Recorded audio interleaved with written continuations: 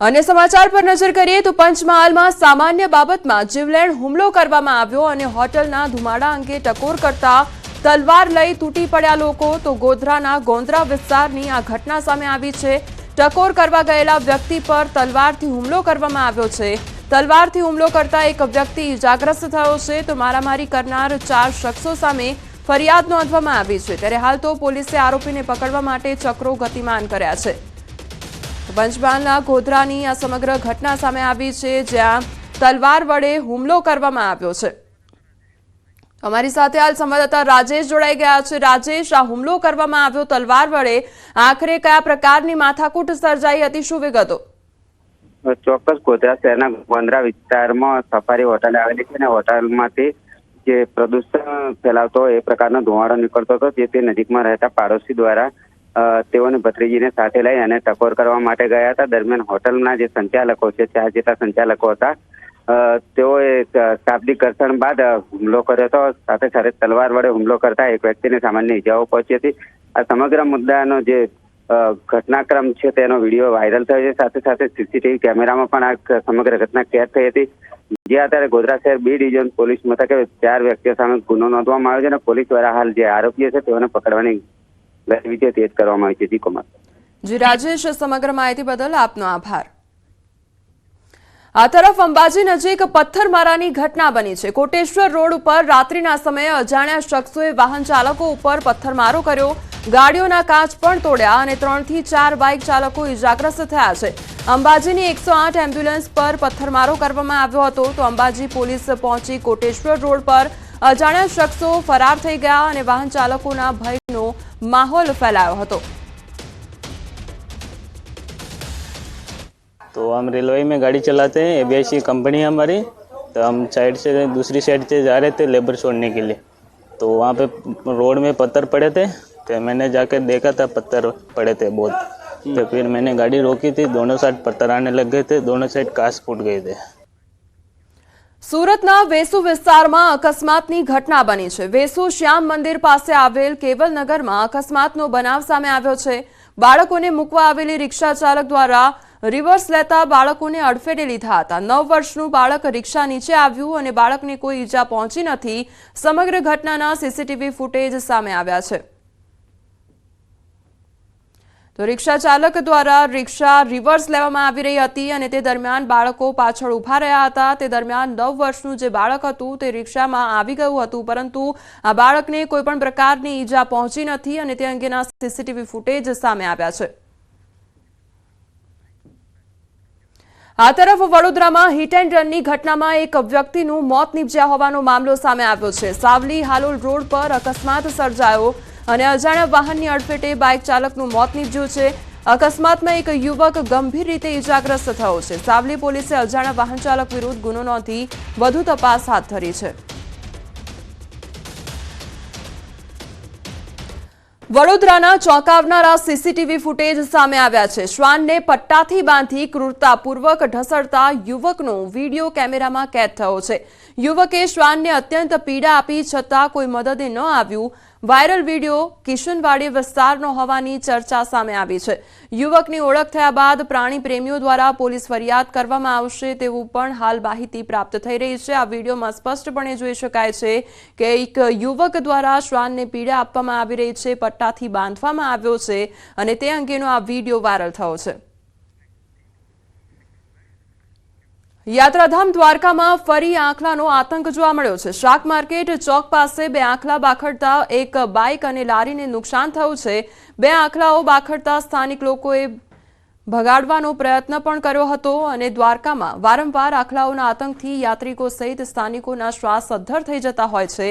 દ્વારકા નગરીમાં આંખલાઓના કારણે લોકોને હાલાકી પડી રહી છે અને તંત્ર હજુ પણ ગાઢ નિદ્રામાં હોય તેવું જોવા મળી રહ્યું છે। આંખલાઓના કારણે લોકોના મોત અને અકસ્માતમાં સતત વધારો થઈ રહ્યો છે।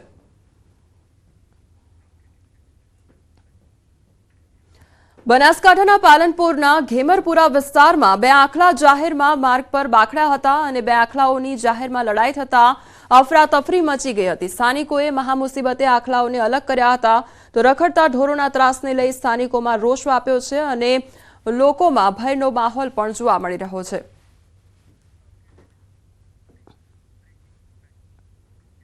આ તરફ દાહોદમાં કૂવામાં પડેલા દીપડાનું રેસ્ક્યુ હાથ ધરવામાં આવ્યું અને દેવગઢ બારિયાના ટીકડી ગામે દીપડો કૂવામાં ખાબક્યો હતો. શિકારની શોધમાં નીકળેલો દીપડો 15 ફૂટ ઊંડા કૂવામાં ખાબક્યો હતો. દીપડો કૂવામાં પડ્યો હોવાની જાણ થતાં વન વિભાગે રેસ્ક્યુ હાથ ધર્યું હતું.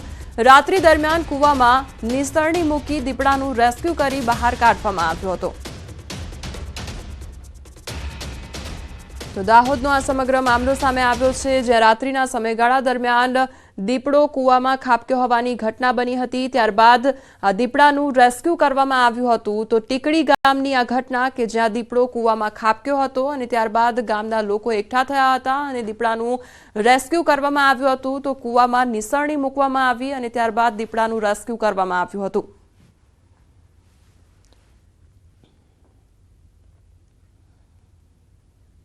આ તરફ ભરૂચના અંકલેશ્વર જીઆઈડીસી પાસે કારમાં આગ લાગવાની ઘટના બની અને ઇલેક્ટ્રિક કારમાં ભીષણ આગ લાગી હતી. કાર સવાર લોકો સમય સૂચકતા વાપરી નીકળી જતા આ બાદ બચાવ થયો હતો. તો ફાયર વિભાગ ઘટના સ્થળે પહોંચી આગ પર કાબુ મેળવ્યો હતો. તો ગાડીમાં આગ લાગવાની ઘટના બની અને ગાડીમાં સવાર જે લોકો હતા તે સમય સૂચકતાને કારણે તે લોકો બહાર નીકળી ગયા હતા અને તેના કારણે તે લોકોનો જીવ બચાવી શકાયો હતો. ઇલેક્ટ્રિક કારમાં આ ભીષણ આગ લાગવાની ઘટના સામે આવી છે.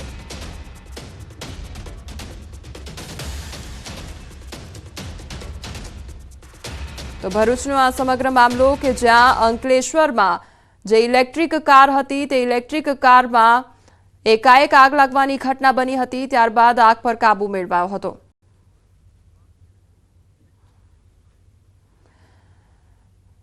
તો ભીષણ આગ લાગવાની ઘટનાની આ તસવીરો જ્યાં ભરૂચ, વલસાડ અને સુરતના દ્રશ્યો સામે આવ્યા છે, જ્યાં આગ લાગવાની ઘટના બની હતી. એક તરફ ગોડાઉનમાં આગ લાગવાની ઘટના સુરતમાં બની હતી, જ્યારે ભરૂચમાં ગાડીમાં ઇલેક્ટ્રિક ગાડીમાં આગ લાગવાની ઘટના બની હતી. બીજી તરફ ભંગારના ગોડાઉનમાં આગ લાગવાની ઘટના વલસાડમાં બની હતી. આ ત્રણેય તસવીરો કે જ્યાં આગ અકસ્માત સર્જાયો હતો અને ત્યારબાદ આગ પર કાબુ મેળવી લેવામાં આવ્યો છે.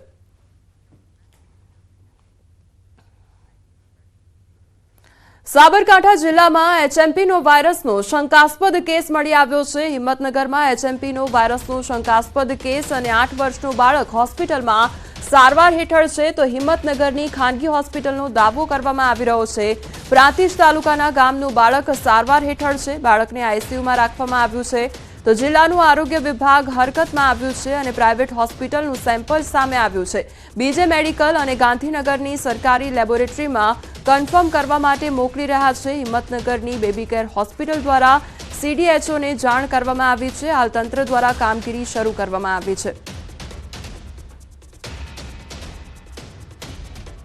ફ્લાઇંગ સ્ક્વોડની ખનીજ માફિયા સામે કાર્યવાહી હાથ ધરવામાં આવી છે. સુરત ફ્લાઇંગ સ્ક્વોડના વડોદરામાં દરોડા પાડવામાં આવ્યા છે અને શિનોરમાંથી મોટા પ્રમાણમાં ખનીજ ચોરી ઝડપાઈ છે. 5 વાહનો સહિત 1 કરોડથી વધુનો મુદ્દામાલ જપ્ત કરવામાં આવ્યો છે.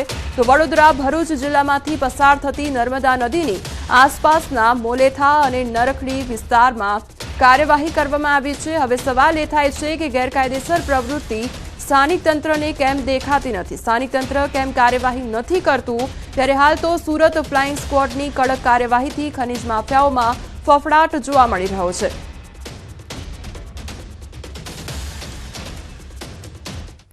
ડિજિટલ અરેસ્ટના વધુ 2 આરોપી દબોચાયા છે. વડોદરાના વૃદ્ધા પાસેથી 90.90 લાખ પડાવવામાં આવ્યા હતા અને અમદાવાદના બેંક એકાઉન્ટ હોલ્ડર તેમજ એજન્ટની ધરપકડ કરવામાં આવી છે. પાર્સલમાં ડ્રગ્સ હોવાનું કહી ધમકી આપી નાણાં પડાવ્યા હતા અને બેંકના નિવૃત્ત કર્મચારીને ફોન કરી ધમકી આપવામાં આવી હતી. તમારા નામનું એક પાર્સલ વિદેશ જઈ રહ્યું છે, જેમાંથી ડ્રગ્સ મળ્યું છે તેમ કહી ડરાવ્યા હતા. આરોપીઓએ ડિજિટલ અરેસ્ટ કરી વૃદ્ધ પાસેથી 90.90 લાખ પડાવી લીધા હતા અને ત્યારે હાલ તો સાયબર ક્રાઇમે અમદાવાદ કુબેરનગરના પ્રશાંત સારંગે તેમજ નરોડાના હિમાંશુ વાઘેલાની ધરપકડ કરી વધુ તપાસ હાથ ધરી છે.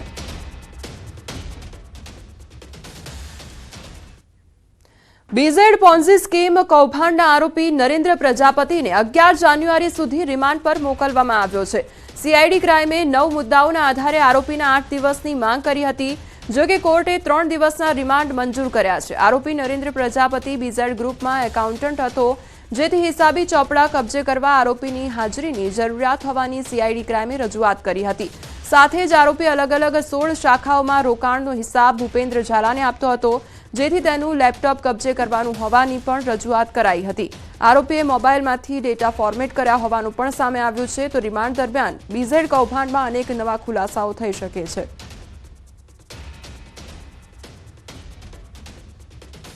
એ એકાઉન્ટન્ટ તરીકે ત્યાં ફરજ બજાવતા હતા, એટલે એમની હાજરીમાં બધી પૂછપરછ કરવાની જરૂર છે. બીજું 16 શાખાઓ છે એની. 16 શાખામાં નરેશ પ્રજાપતિ ભૂપેન્દ્રસિંહ ઝાલાની સૂચના મુજબ વેબસાઇટની એન્ટ્રી કરી, ચેક કરી અને ચેકના અને કેશના નાણાંનો હિસાબ રાખતા હતા. એ જે લેપટોપમાં રાખતા હતા એ લેપટોપની કબજે કરવાનું બાકી છે.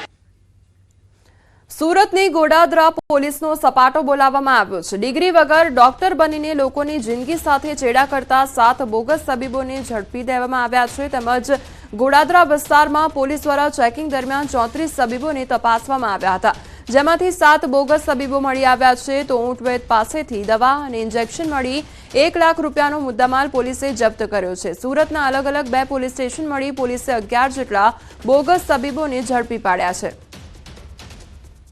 પોલીસ સ્ટેશનમાં અલગ અલગ 22 જગ્યાએ ચેકિંગની હાથ ધરવામાં આવી, કાર્યવાહી કરવામાં આવી અને સચિન પોલીસ સ્ટેશનમાં લગભગ 8 જગ્યાએ ચેકિંગની કાર્યવાહી હાથ ધરવામાં આવી. એમાં બેસ્તાન પોલીસ સ્ટેશનમાં 4 બોગસ ડૉક્ટર અને સચિન પોલીસ સ્ટેશનમાં 3 બોગસ ડૉક્ટર કે જેઓ ડિગ્રી વગરના અથવા તો જે એન્ટાઇટલ ના હોય એ બોગસ ડિગ્રી ધારણ કરી અને મેડિકલ પ્રેક્ટિસ કરતા હતા. તો એમના વિરુદ્ધમાં ગુનો દાખલ કરવામાં આવ્યો છે. અમદાવાદ જિલ્લા આરોગ્ય તંત્ર એક્શનમાં આવ્યું છે અને સાણંદના મોરે ગામ ખાતે પ્રેક્ટિસ કરતા ડોક્ટરનું દવાખાનું સીલ કરવામાં આવ્યું છે. જિલ્લા આરોગ્ય વિભાગે મોરિયા ગામમાં રેડ કરી ચિરાગ અગ્રવાલના દવાખાનાને સીલ મારી દીધું છે. તો હોમિયોપેથિકની ડિગ્રી ધરાવતા ચિરાગ અગ્રવાલ એલોપેથી દવા કરતા તંત્રની કાર્યવાહી હાથ ધરવામાં આવી છે. દર્દીના સ્વાસ્થ્ય સાથે ચેડા કરતા હોવાની જાણ થતાં આરોગ્ય વિભાગે દવાખાનું સીલ કર્યું છે.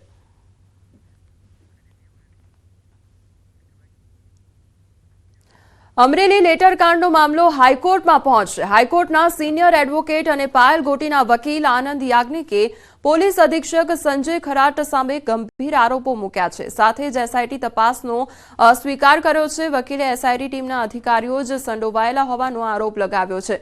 પાયલ ગોટી સહિતના આરોપીઓને ઊભા રાખી મરજી વિરુદ્ધ ફોટા પડાવવાનો પણ આક્ષેપ કર્યો છે.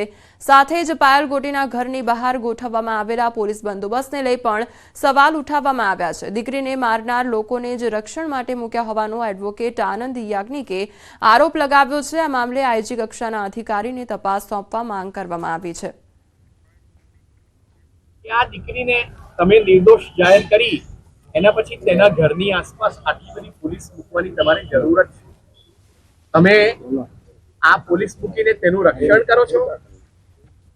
અને કઈ પોલીસ તેનું રક્ષણ આપે છે? જે અમરેલીની પોલીસે આ દીકરીને તેના સ્વાભિમાનથી વંચિત કરી છે એ જ અમરેલીની પોલીસ આનું રક્ષણ કરશે? અમે અત્યારે બીજી માંગ કરી કે અમારે અમરેલી પોલીસના રક્ષણની જરૂર નથી. અમરેલીમાં લેટરકાંડને લઈ રાજનીતિ આક્રમક બની છે અને અમરેલીના રાજકમલ ચોકમાં પાટીદાર દીકરી મુદ્દે ભાજપ સામે જાહેરમાં ચર્ચા કરવા કોંગ્રેસના નેતાઓ દ્વારા સભાનું આયોજન કરવામાં આવ્યું છે. પરેશ ધાનાણી, પ્રતાપ દુધાત, વિરજી ઠુમ્મર સહિતના નેતાઓ હાજર રહ્યા છે. સભા દરમિયાન કાયદો વ્યવસ્થા જળવાઈ રહે તે માટે પોલીસનો પણ ચુસ્ત બંદોબસ્ત ગોઠવવામાં આવ્યો છે. ત્યારે પરેશ ધાનાણીએ ખુલ્લા મને ચર્ચા કરવા ભાજપ નેતાને પડકાર ફેંક્યો છે. ગાયકવાડના ગામડા, જીવરાજ મહેતાની જન્મભૂમિ કર્મભૂમિ એવા અમરેલીની અંદર 70 વર્ષના ઇતિહાસમાં કોઈ કુંવારી કન્યાનો આખા ગુજરાતે વરઘોડો નથી જોયો. તમારા રાજમાં આ કુંવારી કન્યાનો વરઘોડો કોણે કાઢ્યો? એ સવાલ છે. કૌશિકભાઈ આવશે, કૌશિકભાઈ આવે તો અમરેલી જિલ્લાને એક એક મુદ્દા ઉપર અમે વાત કરવાની અમારી તૈયારી છે. અને જો ન આવે, અમારી મુખ્ય માંગ એ પ્રકારની છે કે દીકરીને ન્યાય અપાવો. દીકરીને ન્યાય નહીં અપાવો તો આવતીકાલે 24 કલાકના પરેશભાઈ ધરણા કરવાના છે.